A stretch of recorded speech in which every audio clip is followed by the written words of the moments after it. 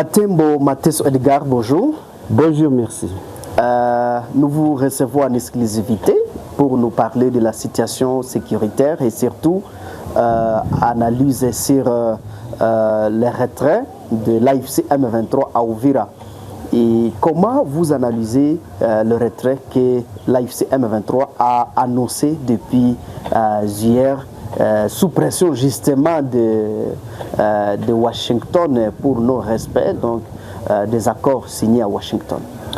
Oui, en fait, merci pour l'invitation. Merci de nous avoir associés dans cet échange, dans ce partage, parce qu'il s'agit de notre pays. Nous voudrons comprendre ce qui se passe et comment les choses évoluent dans notre pays. Ces histoires de M23, à mon avis, il faut être prudent, parce que généralement, les M23, c'est vraiment un mouvement terroriste, comme on le dit. Il n'y a rien de sérieux qui sort de la bouche de ces responsables, sauf le terrorisme. Et à ce niveau, je pense que la population doit rester prudente, la population congolaise doit rester prudente.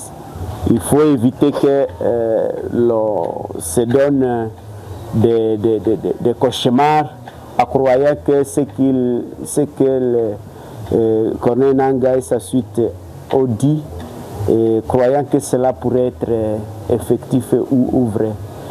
Et donc, ils peuvent surprendre les gens et ne pas se retirer, ou alors se retirer et continuer à menacer la paix et la sécurité de notre pays. Il suffit de voir les conditions qu'ils ont pu mettre là. On dirait que le pays appartient aux rebelles. Quand ils disent nous nous retirons, mais nous refusons que le gouvernement continue à faire le contrôle de la ville par ses forces armées. Ça devient du n'importe quoi. Quand ils demandent qu'ils se retirent, mais qu'on y mette une force neutre. Mais quelle est cette force neutre qui doit se retrouver sur le sol congolais comme si le pays appartenait à quelqu'un d'autre, comme si le pays appartenait au M23. Et effectivement, ce sont ces mêmes bêtises qu'ils donnaient lorsqu'ils étaient du côté de Rutshuru, à la période où il y avait la force de l'EAC. Et ils mettaient beaucoup de conditions et disaient qu'ils ne voudraient pas voir les forces armées de la République dans les zones qu'ils estiment pouvoir abandonner, et que ça serait une force de l'EAC qui devait contrôler ces zones-là. Et vous connaissez ce qui est arrivé par la suite.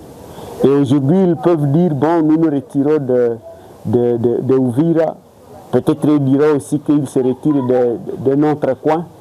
Mais en réalité, même à chercher à imposer des conditionnalités, c'est violer toujours le texte, parce que le texte exige le retrait du M23. Si vous prenez la résolution 2773 du Conseil de sécurité des Nations Unies, si vous prenez l'accord même de Washington, et il n'y a pas un seul paragraphe où on dit que les militaires de la force armée rwandaise doivent se retirer et laisser la place à une force neutre. Ça n'a pas été dit dans aucun des accords, même dans la résolution du Conseil de sécurité des Nations Unies. Et donc, toutes ces exigences qu'ils veulent imposer, c'est toujours violer les accords. Et toutes ces menaces qu'ils sont en train de faire, on dirait qu'ils sont en train d'intimider la République. Et donc, moi, j'invite vraiment les autorités congolaises à ne pas céder, à continuer à mener les combats diplomatiques au niveau des grandes puissances qui ont amené à ce que l'on signe les accords, et que le processus de douane ne puisse pas être une autre occasion où on fait avaler aux Congolais une pilule amère qui ne devrait pas être avalée. Ce sont des terroristes, ce sont des criminels Et donc, on doit éviter de les écouter. Et j'invite donc au gouvernement américain qui est en train de faciliter les pourparlers, j'invite le gouvernement qatari de pouvoir mettre encore beaucoup plus de pression et beaucoup d'autres puissances internationales au niveau mondial qui puissent continuer à mettre de la pression sur le M23 parce que c'est la vie des Congolais, la vie des paisibles citoyens, la vie des pauvres civils qui est en train d'être exposée, d'être fauchée et aucun pays au monde ne doit pas accepter cela. Et même ceux qui sont en train de prêcher les droits internationaux humanitaires, le droit de l'homme, ne doivent pas cautionner cela et que donc le M23 doit cesser avec ce genre de bêtises. Mais apparemment, Katembo Mateso Edgar, comme nous, on vous prend comme enseignant à l'UAC, mais également comme analyste des questions liées donc à la politique. Mais apparemment, l'AFC M23, quelquefois, néglige aussi les forces donc, des pays comme puissance mondiale, donc comme les États-Unis, le Qatar. Apparemment, ils sont en train même de négliger ce que les médiateurs ont en train de leur dire. Ouais. Comment vous trouvez ça? Oui, en fait, pour le moment, ils pensent qu'avoir le contrôle d'une bonne partie du territoire congolais, notamment la province du Nord Kivu et la province du Sud Kivu, c'est un avantage pour eux. C'est vrai, dans toutes les négociations qui sont en train d'être menées, on est en train de leur donner beaucoup trop d'importance, mais je dois rappeler qu'un jour, la justice pourra venir par après. Parce que dans tous les accords, dans toutes ces négociations, on n'est pas en train de parler de la justice. Ça veut dire que d'un moment à l'autre, tous ceux qui sont en train de commettre comme bavure peut être récupéré par la justice. Bosco Taganda avait de l'orgueil, Jean-Pierre Bemba avait de l'orgueil, il y a aussi Roger Lumbala qui avait de l'orgueil. Mais lorsqu'est venu le moment de faire parler la justice, il se sont tus. Allez voir aujourd'hui comment Roger Lumbala est en train de se comporter à Paris. Vous allez comprendre que devant la justice, on ne badine pas. Et aujourd'hui, Corneille Nangaa et sa suite peuvent chercher à humilier la République, à se targuer d'orgueil, à parler avec arrogance, à parler avec terreur. Mais un jour viendra, la justice pourra les ramasser et ils n'auront plus la force de faire ce qu'ils sont en train de faire. Aujourd'hui, ils ont peur d'aller purger leur peine devant la cour au niveau de la RDC parce que Corneille Nangaa, avec un certain nombre de ses gardes, de ses collaborateurs, sont déjà condamnés à RDC, mais ça ne suffit pas.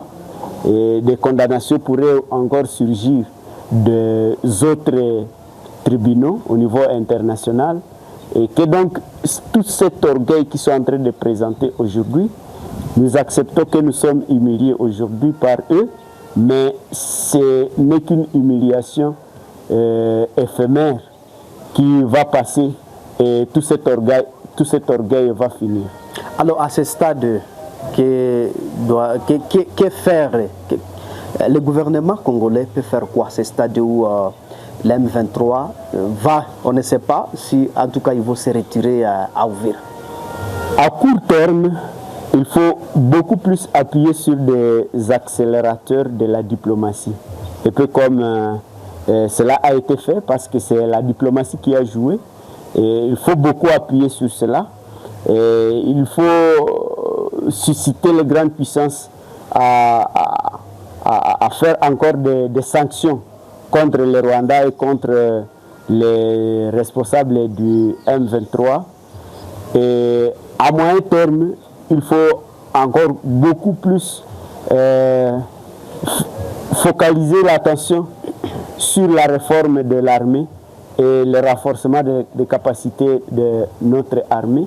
Et cela permettra à ce que les temps qu'aujourd'hui on donne l'impression d'être faible, d'être affaibli, et à un certain moment, cet éléphant, ce lion pourra se réveiller et commencer à être encore actif. Donc, pendant que l'on appuie sur la diplomatie, il faut être en train de jouer sur la réforme des forces armées de la République en recrutant, mais aussi à doter des moyens nécessaires pour la guerre. Et justement, dans cette diplomatie, on pourrait justement en arriver là, mais aussi dans cette formation, on pourrait également recruter les jeunes qui sont patriotes, engagés pour la cause de la République, bien que l'on sait que pendant 18 ans, l'armée a été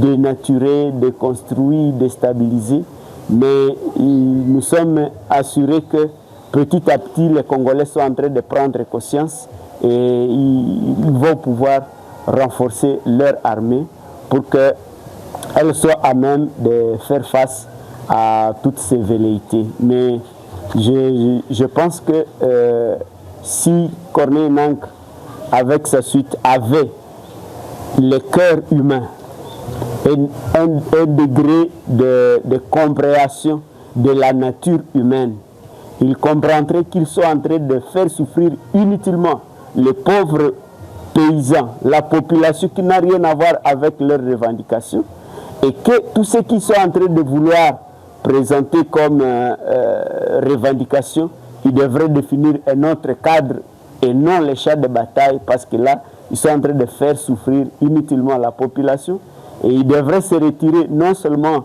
de Uvira, mais de l'ensemble du territoire qu'ils ont déjà occupé, pour permettre à la population de vivre encore une fois à paix et permettre également à la RDC de se reconstituer.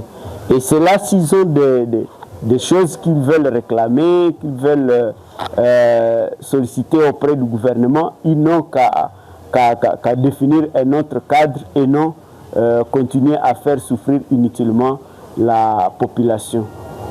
On va définir en fait la population d'Uvira a marché pour soutenir aujourd'hui, pour soutenir l'AFC M23. Ça c'est quel jeu? Non. Faites attention avec ce genre de marche. Allez voir qui a organisé les marches, qui a financé la marche, qui a manifesté. Parfois, ce genre de marches, ce sont il s'agit de marches préfabriquées. Et vous allez trouver des éléments du M23 qui enlèvent leur tenue, qu'il faut venir des Rwandais pour venir marcher, dire qu'ils sont en train de soutenir le l'AFC M23. Mais un Congolais, patriote, de sang, qui connaît la valeur de la patrie, qui connaît les dégâts, les méfaits de la rébellion, qui connaît les conséquences du terrorisme tels qu'ils sont en train de le faire, ne peut pas se mêler dans des foutaises de ce genre. Mais un Congolais digne de ce nom, c'est quelqu'un qui milite pour l'unité de la République, la protection des symboles même de l'État. Et nulle part, on n'a jamais appris dans les cours de civisme que la rébellion pourrait faire aussi les symboles de l'État et qu'il fallait la soutenir. Et donc tous ceux qui y ont mijoté tout cela n'étaient que des militaires, des éléments rwandais déguisés congolais qui voulaient montrer à la face du monde comme si la population en était d'accord. Mais il suffit qu'ils se retirent, vous comprendrez que la vraie population congolaise sera alliée, sera contente et va manifester qu'elle est d'accord avec ce retrait. En tout cas, nous sommes à la fin de notre entretien. Mateso, avez-vous un message en particulier peut-être adressé aux Congolais qui vous suivent même à travers donc, la diaspora?